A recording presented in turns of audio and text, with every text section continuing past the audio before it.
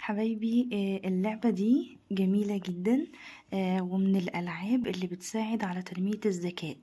كانت جايالي هدية بصراحة، فأنا قلت أوريها لكم. بصوا، هي خشب أهي. تمام. فجميلة قوي. ممكن تستخدموها للأطفال من سن سنة لحد فيما فوق عادي جدا. حتى لو الطفل هيحطهم ملخبطين، بس هيتعلم ان احنا ندخل الحاجة جوه العمود زي ما انا بعمل كده اهو.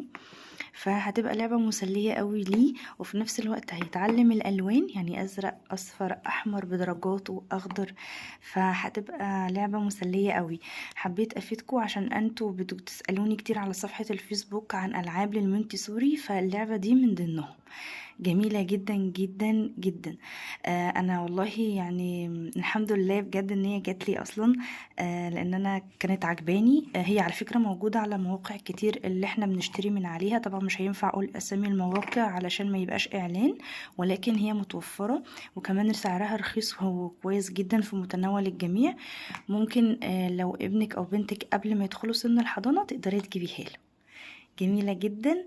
يا رب اكون قدرت افيدكم. متنسوش تعملوا لايك وسبسكرايب وتفعلوا الجرس عشان يوصلكوا فيديوهاتي.